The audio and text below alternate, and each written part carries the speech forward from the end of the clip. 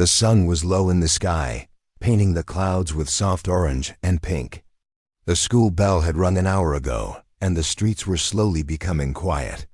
Mira walked home alone, her backpack swinging gently behind her. She liked this time of day. It was peaceful.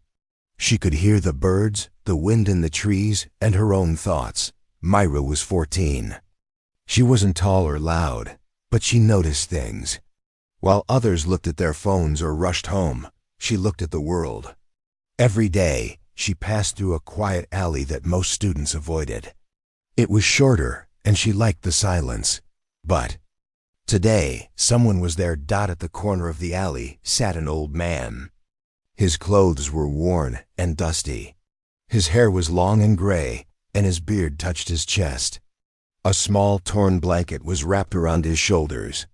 In front of him was a cardboard sign with only 2 words written in big letters: "Out of time." Mira slowed down. She had never seen him here before. He didn't ask for money. He didn't speak. He just sat, staring at the ground. Others passed him without a second glance. A woman crossed the street to avoid him. A man looked at him and shook his head. Mira felt something stir in her chest. Not fear, something else. Something like ... sadness. Or maybe curiosity. She reached into her pocket and pulled out a few coins. It wasn't much, just the change left from the sandwich her mother packed her. She stepped closer. "Hello," she said quietly. The old man looked up slowly. His eyes were silver. Not gray, not cloudy like some old people's eyes, but clear, bright, shining silver. It startled her. They didn't seem human. "Hello, child," he said. His voice was soft but deep, like a song long forgotten. Mira held out her hand and dropped the coins into the small cup beside him. "It's not much," she said, "but ... maybe it can help a little." The old man looked at the coins, then back at her. A faint smile touched his lips. "Most walk past." "You did not," he said. Mira nodded, unsure of what to say. She looked at his sign again. "What does it mean?" "Out of time?" The old man looked at the sky. "It means many things," he said. "But for me, it means I waited too long." He didn't explain more, and Mira didn't want to push. She turned to go. "Thank you, Mira," the old man said. She froze. Her heart skipped a beat. She hadn't told him her name. She turned around slowly. "How do you know my name?" The old man smiled again. "You'll see it soon," he said. Before she could ask anything else, the wind picked up, and a car horn sounded in the distance. When she looked back, a sudden gust of dust blew through the alley. She shielded her eyes. Just for a second. When she looked again, the old man was gone. The cup, the blanket, the sign, everything gone. Mira stood there, confused. She walked to the spot where he had sat. Nothing remained, not even a mark on the ground. It was as if he had never been there. She walked the rest of the way home slowly. Her heart beat faster than usual, but not from fear. Something about the man, his eyes, his words made her feel like something strange had just started. That night, she couldn't sleep. She lay in bed staring at the ceiling, the words repeating in her mind. "You'll see it soon. Out of time." "Thank you." Mira. How did he know her name? Finally, sometime after midnight, she drifted into a deep sleep. She dreamed of a silver star falling from the sky. It wasn't like a shooting star.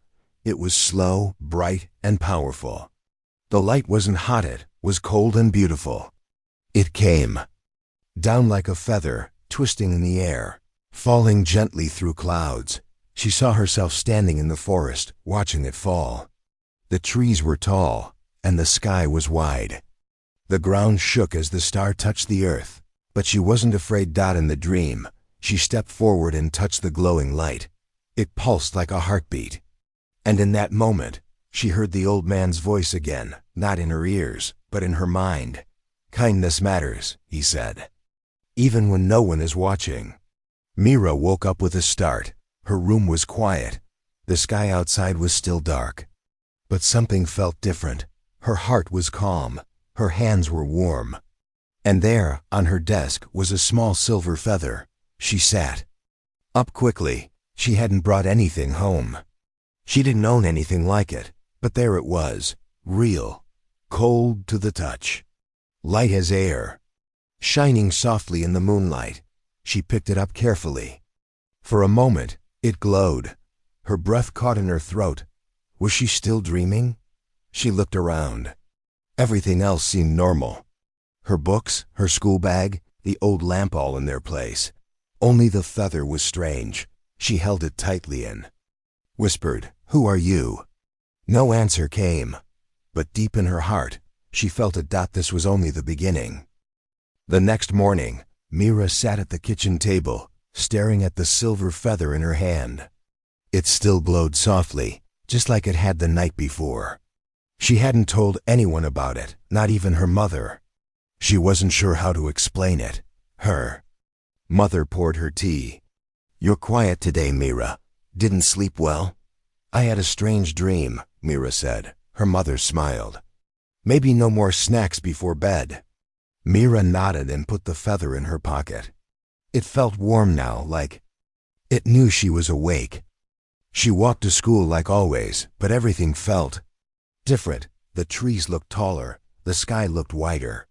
And her thoughts kept going back to the old man at lunch.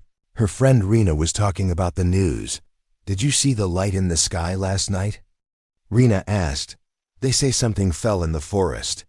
Mira froze. "What kind of light?" Rena leaned in. "A silver one. It came down really slowly, like a falling star. Some people even said it was glowing." Mira felt her heartbeat quicken. "Where exactly did it fall?" she asked. "Somewhere near Redleaf Forest, I think," Rena said. "The police blocked part of the area. But I bet it's just a satellite or something." Mira didn't think so. She remembered the dream. The silver star, the forest, the glowing light. It had felt real. After school, Mira didn't go home. She walked straight to the alley where she had met the old man. But the alley was empty again. No sign of Elier. No cup, no sign, no blanket, nothing. She stood there for a long time, unsure what to do next.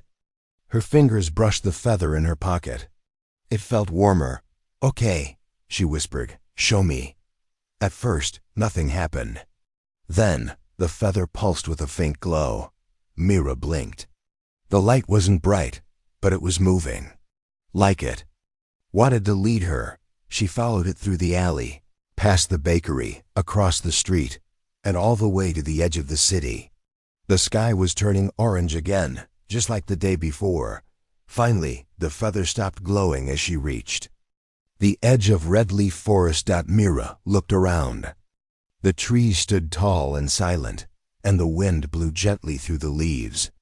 There was a thin rope across the path that said, "Do not enter, area closed," in red letters. Mira hesitated. She wasn't the kind of girl who broke rules. But something inside her, something deep, told her this was important. She ducked under the rope. The forest was quiet. No birds. No squirrels. Just the crunch of her shoes on the dry leaves. The air smelled fresh and sharp, like rain was coming. She followed her instincts, turning where it felt right, walking deeper into the trees. After about 20 minutes, she saw something strange. The ground ahead was burned black in a perfect circle. Right in the middle, something metallic was half buried in the dirt.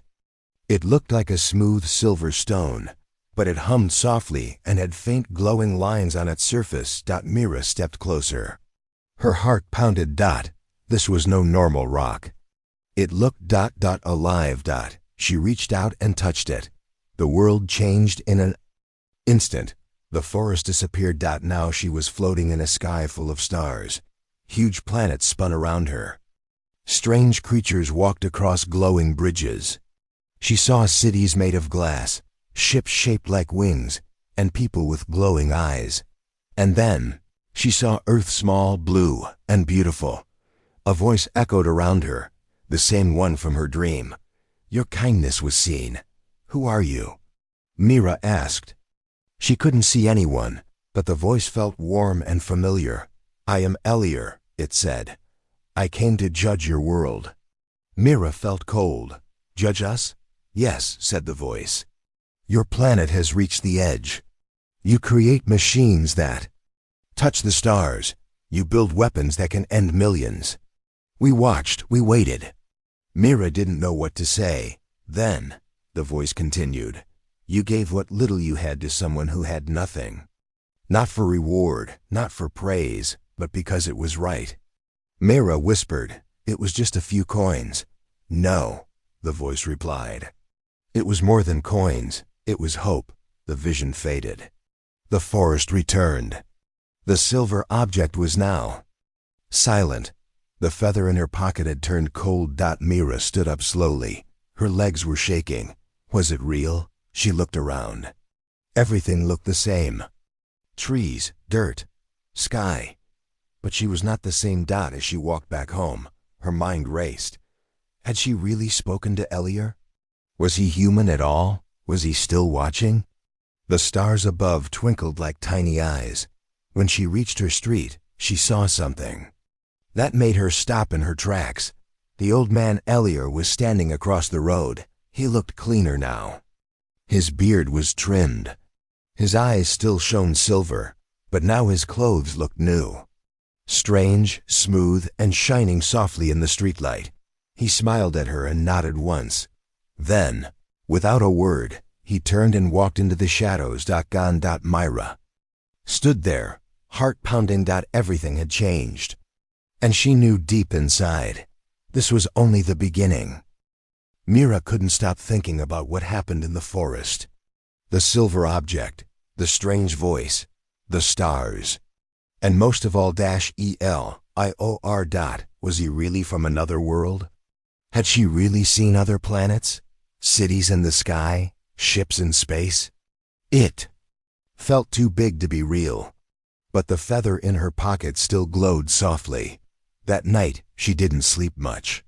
She kept the feather beside her pillow, watching its light rise and fall like slow breathing. It gave off no heat, but its soft glow made her feel calm. Then, something strange happened. Just before sunrise, Mira heard a soft sound. It wasn't a voice, not exactly. It was like a feeling, pressing gently into her thoughts. The feather was whispering, not with words, but with images. She saw fire. Not on Earth, but on a different world. A planet with red skies and silver mountains. Towers burning. People running. Creatures in the air that didn't look human. Then she saw Elier much younger, standing in armor made of light. He was fighting. Beside others, defending something. Or someone. The image faded, and Mira gasped. She sat up in bed, breathing fast. The feather pulsed once more, and then went quiet. Mira looked at it, wide-eyed. You're showing me his past, she whispered. But why? The feather didn't answer. But Mira knew this was only the beginning. At school the next day, Mira couldn't focus. Her teacher's voice sounded far away. The numbers on the board looked like symbols from another world. At lunch, Rena sat beside her. You okay, Mira? You look like you didn't sleep. I'm fine, Mira lied. Just tired. She didn't want to tell anyone. They wouldn't believe her. Who would believe that a glowing feather was showing her memories from another planet? That night, the feather whispered again. This time she saw a council room. Tall beings stood in a circle. Some had wings, others had glowing skin. They spoke without mouths, using thoughts instead of words. Elier stood in the center, dressed in a long silver robe. He looked tired, older now. But strong. Humanity is not ready, one of the beings said. They fight. They destroy. They also love, Elier answered. They help strangers, even when they have little. Mira's heart jumped. He was talking about her. You believe in them too easily, another being said. Your time is ending, Elier. Choose wisely. Then the vision ended. Mira opened her eyes. Her hands were shaking. She looked at the feather and whispered, They were judging us. Earth. All of us. The next day, she walked through the alley again, hoping to find Elier, but it was empty. She sighed and turned to leave, but stopped. Something shiny was stuck between the bricks on the wall. She pulled it out gently. It was a stone. Smooth, round, and glowing from the inside. When she touched it, her mind filled with words, not in sound, but in understanding. You are seen. You are chosen. Mira held the stone close. She didn't know what it meant. Chosen for what? Was this a test? That night, the feather showed her something different. She saw Earth from space. It looked beautiful. Blue, green, white clouds spinning slowly. But then came images of fire, war, pollution, greed, anger. The feather made her feel the sadness of those watching. But then another vision. A child giving food to a stray dog. Nurse helping an old man cross the road. A group of students cleaning. A river. And finally, Mira handing coins to a lonely man. Kindness. The feather glowed brighter. Suddenly, Mira understood. Elier hadn't come just to judge. He had come to feel. To see if anyone still showed kindness without being told. She had. And now, they were watching. The next day, her mother noticed her quietness. You've been different lately, she said. Everything all right? Myra hesitated. Then she said, do you believe in visitors from the stars? Her mother raised an eyebrow. Aliens? Not the scary kind, Mira said quickly. More like ... watchers. Beings who decide if we're ready to meet the rest of the universe. Her mother smiled kindly. I think anything is possible, but why do you ask? No reason, Mira said softly. Just a dream. That night, the feather didn't glow, but the stone did. When she touched it, she heard a voice not in her room, but in her thoughts. Elier's voice. Many worlds have fallen, he said. Not from war, but from losing their kindness. Their hope, their care for others. Mira listened in silence. Your act lit a light in the dark. You are still young. But sometimes the small ones change everything. Mira felt tears rise in her eyes. Not from sadness, but from something else. Something deep. Something like truth. Later, as she stood by her window, watching the stars, she felt the feather warm again. It didn't show her visions this time. It simply glowed. And whispered one word in her heart. Soon. Days passed. The feather stayed quiet. The glowing stone dimmed. And Mira waited. She still walked through the alley after school, hoping to see the old man. But every time, the corner was empty. No sign of Elior. No sign of anything unusual. Sometimes she even wondered if it had all been a dream. But then, she would touch the feather or look at the stone hidden in her desk drawer and feel a warmth that reminded her it was all real. The dreams had stopped too. No more visions of other worlds. No more voices in her head. Just silence. Until one rainy afternoon. The sky was full of dark clouds. Rain fell steadily, soaking the streets. Mira had forgotten her umbrella, so she ran through the school gate, her shoes splashing in small puddles. She pulled her hood up and rushed into the alley. Then she stopped. He was there. Elior. But he looked different. He stood tall now. His back was straight. His beard was neatly trimmed. His clothes were not dirty anymore. They were smooth and silver gray, with faint patterns that shimmered like stars. His eyes still glowed softly, those same silver eyes. He was waiting. Mira walked slowly toward him, heart pounding. You came back, she said. Elier smiled gently. I never left. I was only waiting. For what? For the right moment, he said. And now it has come. Mira stepped closer, water dripping from her sleeves. What are you? Elier looked at her kindly. A watcher. An observer. A voice for those who decide. Decide what? He paused before answering. If your world is ready. Mira looked confused. Ready for what? To join the rest of the universe, Elier said. To become more than just a planet of. 1. To be part of something larger, greater. Mira took a deep breath. And, are we? Elier looked up at the sky. Many believe you are not. They see your wars, your anger, your selfishness. They say your kind will only bring destruction to others. Mira looked down at her feet. Maybe they're right. Elier turned his eyes to her. But I saw something different. I saw you. I just gave you some coins. You gave without being asked. You gave without expecting anything. That kind of kindness is rare even across the stars. Mira didn't know what to say. Her cheeks felt warm despite the cold rain. Elier reached into his cloak and pulled out something small. It was a silver ring. Simple but smooth, with a single tiny light at the center. He held it out to her. What is it? Mira asked. A key, he said. Not to a door but to a path. A path that only a few may walk. She took it slowly, feeling its warmth in her palm. You are young, Mira, Elier said. But sometimes the smallest hands carry the future. She looked up at him. What do I do now? Listen, watch, learn. You are not alone. The rain stopped. The sky began to clear, and a soft golden light touched the alley walls. Elier smiled.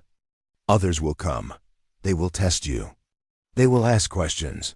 Do not fear them. Speak with truth. Speak with heart. Mira nodded. Will I see you again? Yes, he said. But not always with your eyes. She blinked. What does that mean? He only smiled. Then, just like before, a gust of wind blew through the alley. When she opened her eyes again, he was gone. But in her hand, the ring still glowed. That evening, Mira sat on her bed, holding the ring in one hand and the feather in the other. The feather pulsed gently. The stone in her drawer began to glow once more. A quiet hum filled the room. Then, a light, a shape formed in the air above her desk like a floating screen. It showed Earth from space again. But this time, small blue lights began to shine across. The surface tiny dots lighting up all over the planet. And slowly, the shape of a new figure appeared beside the Earth, a human figure, outlined in soft light. Mira. It was her. She gasped. The screen faded. But she understood. This wasn't about her being chosen to watch. She had been chosen to change. To help others see. To remind them of the good. The next day, something else changed. People started noticing her differently. A boy at school asked if she was the one who helped the old man. A teacher said she had a calm energy. Even her mother looked at her with quiet surprise and said, "You've grown." Mira smiled but said nothing. Some things were too big to explain. And inside, she could feel it. Something was coming. That night, as she stood near her window, looking up at the stars, the ring on her finger glowed softly. Then, a voice in her mind. Soon, the sky will open. Be ready. Mira didn't feel afraid. She felt something else. Hope. Days turned into weeks. The silver ring on Mira's finger never stopped glowing. It stayed warm during the day and brightened at night when she looked at the stars. The feather, the stone, and the visions had all returned, each one showing her something new about the universe. But something was building. She could feel it, like a clock ticking, like the air holding its breath. Then one night, the sky changed. Mira was reading in bed when her room suddenly lit up. Soft blue light poured in through her window. She ran to look outside. Above the city, high in the sky, floated something massive. It wasn't a plane. It wasn't a balloon. It was silent, smooth, shining like a silver moon with no sound, no blinking lights. People on the street stopped and stared. Some took photos. Some screamed. Some prayed. But Mira didn't feel fear. She knew they had arrived. The next morning, the news was everywhere. Mysterious object appears in sky. Governments remain silent. Is this contact with another world? Some call it a ship. Others call it a message. Mira knew it wasn't just a ship. It was a decision, a judgment. She sat quietly during breakfast. Her mother watched the news while sipping tea. They say it's not moving, her mother said. Just floating up there. Like it's watching. Mira whispered, "It is." Her mother looked at her. "What did you say?" Mira shook her head. "Nothing." That evening, the ring grew warmer than ever. The feather glowed on her desk. The stone pulsed with light. Then she heard the voice. "Come." She didn't ask where. She already knew. Red Leaf Forest. Mira walked through the dark trees as if something inside her was guiding every step. The wind was still. The stars above were clear. At the heart of the forest, where the silver stone had once appeared, she saw it again. Elior. He stood in a circle of light, calm and tall. "Mira," he said, "I knew you'd come." She replied. "It is time," he said. "The others are here." From the shadows, shapes began to appear. They weren't all human. One had glowing eyes and a face like glass. Another floated slightly above the ground, wrapped in flowing cloth. One looked almost human, but her skin shimmered like water under moonlight. These were the Watchers. Mira stepped into the circle. She wasn't scared. Elior raised his hand. "This is the one I spoke of, the one who gave without knowing, the one who chose kindness before truth." The Watchers studied her silently. Then one stepped forward, a tall being with skin like silver smoke. "You are young," it said, but the moment was real. Mira nodded. The Watcher's voice filled her mind. "Earth stands on the edge. Your people grow fast. They touch space. They build machines, but their hearts, do they grow too?" Mira didn't know how to answer right away. She looked around. At the trees, at the stars above, at the faces around her. Then she spoke softly. "We make mistakes," she said. "Big ones. But we also love. We help. We care. Maybe not always. But we try." Another Watcher came forward. "You gave something small, but it changed something big. That is how peace begins." The circle fell quiet. Elior turned to her. "They are not just here to watch. They are here to choose." "Choose?" "What?" Mira asked. "Whether Earth will be invited." The words made her breath catch. "Invited where?" "To the stars," Elior said. "To the greater world, to become part of something more." A third Watcher, tall and glowing, stepped forward. "You gave when you could have walked away. You saw value where others saw waste. And your world still carries sparks of light, but it is not enough to speak." The Watcher raised a hand. "Show us." Suddenly, the ground faded. The sky opened. Mira found herself standing in the air. Above the planet. She could see cities, oceans, forests, deserts. She could see people living, laughing, crying, fighting. All of it at once. Then she saw moments.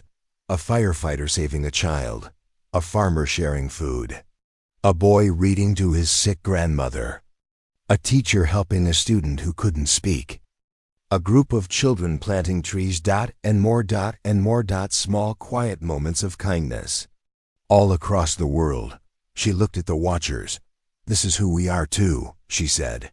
"Not just the wars. Not just the anger. We can be better. We are trying. Please, give us a chance." The light faded. The forest returned. The Watchers were silent. Then the one with glass eyes spoke. "We see the hope." Another added, "We see the risk." A third said, "But we also see the light." Finally, they turned to Elior. "Your time ends," one said. "Your voice has been heard. But now the decision is hers." Mira looked up, surprised. "Mine?" Elior nodded. "You carry the ring, the key, the light." The Watchers all turned to her.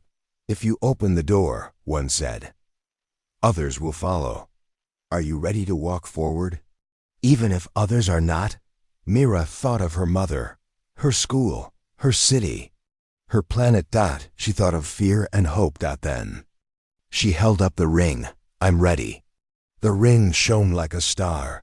The trees lit up around her, and the ship in the sky began to move.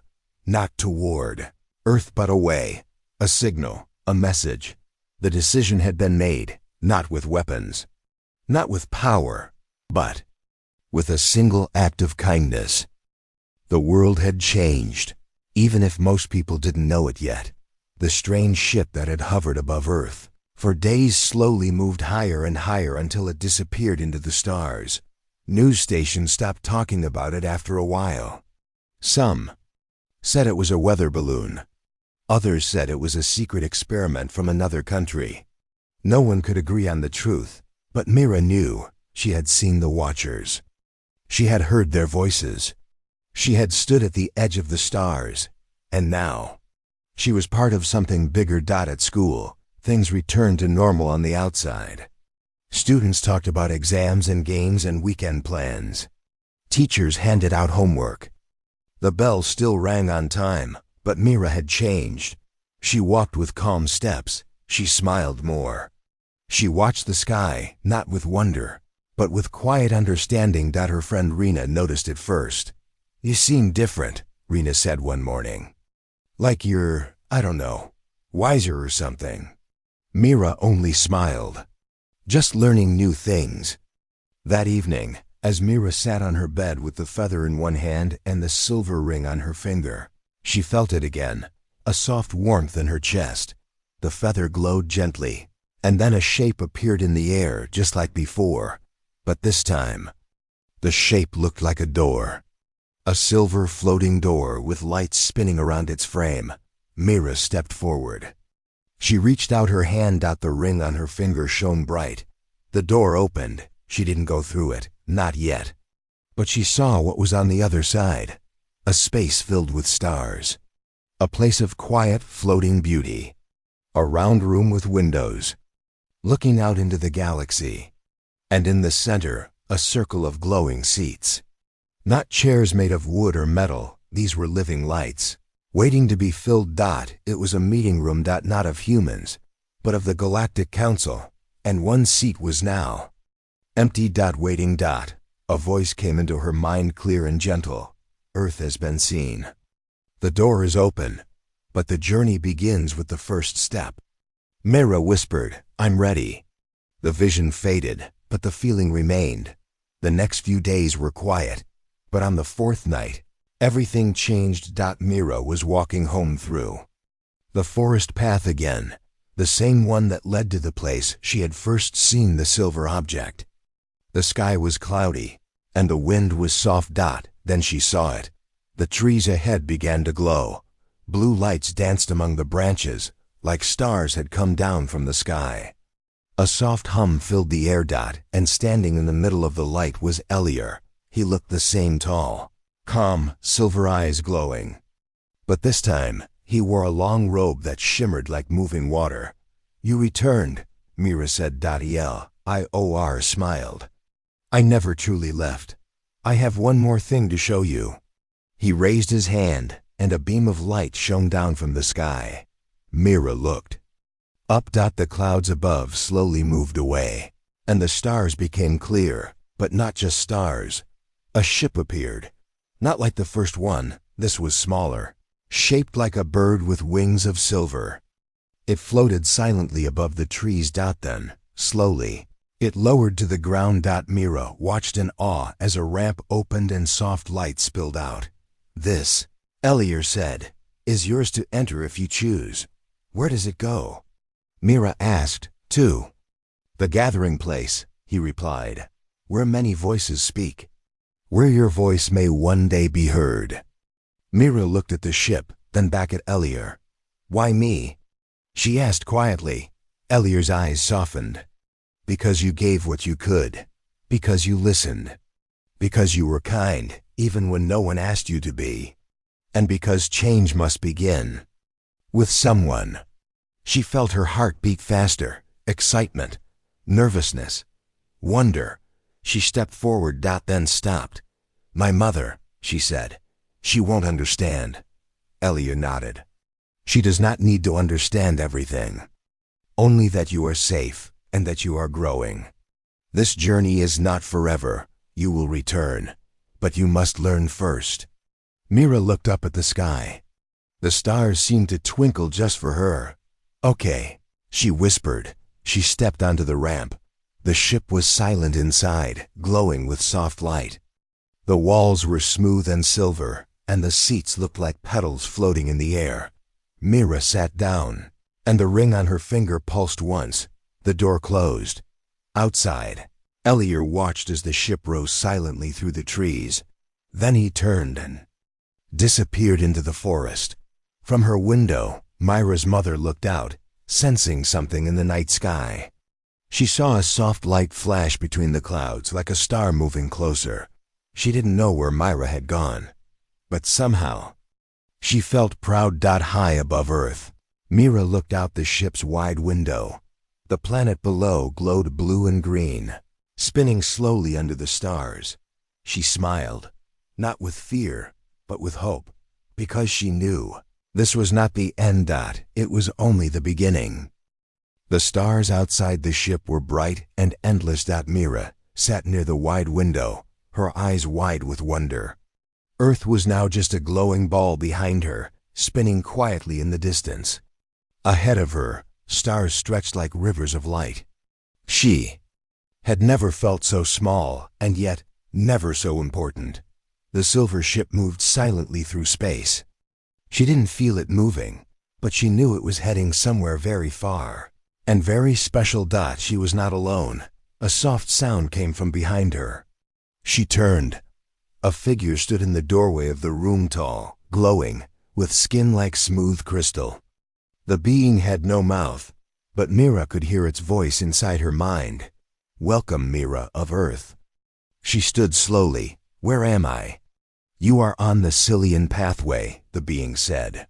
"A vessel for new voices, for those who carry light." "Why me?" she asked again, though she had asked many times before. The being tilted its head slightly, like smiling without a mouth. "Because you gave without fear. You spoke with truth. You saw value where others did not." Mira looked down at her hands. They were still small. She was still just a girl. "I'm not special," she whispered. "You are," the being replied gently. "Not because you are powerful, but because you were kind." The ship entered a tunnel of light, a soft swirl of stars, and Mira felt a warm breeze pass through her skin, though there was no wind in space. It was peaceful, like being hugged by the stars themselves. Moments later, the ship slowed. Outside the window, a giant structure floated in space. It looked like a flower made of glass, glowing with colors Mira had never seen. It spun slowly, its petals opening and closing like it was alive. "That," the being said, "is the council ring." The ship landed gently on a wide platform. The door opened with a soft breath of air.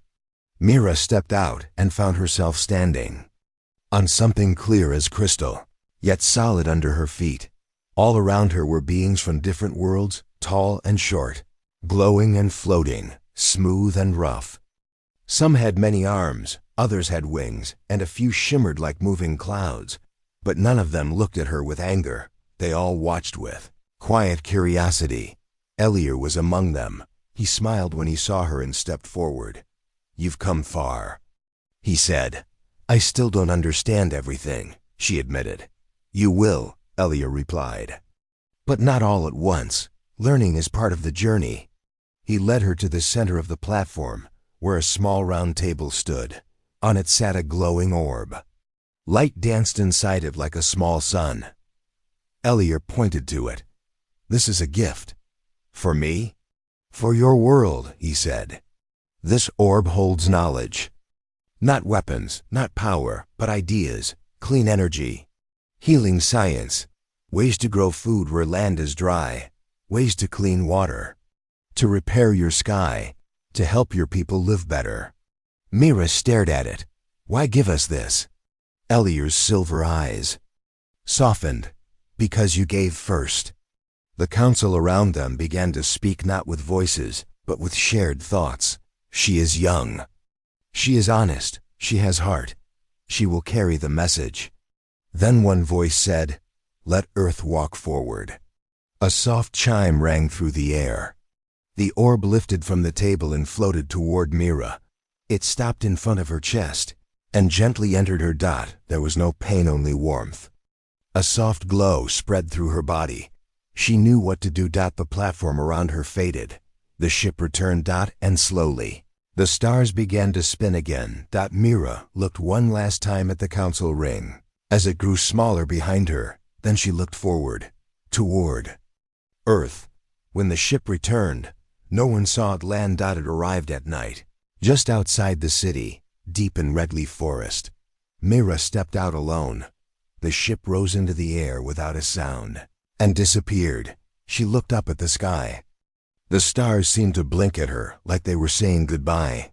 Or maybe, hello. At home, her mother stood at the window as if she had been waiting.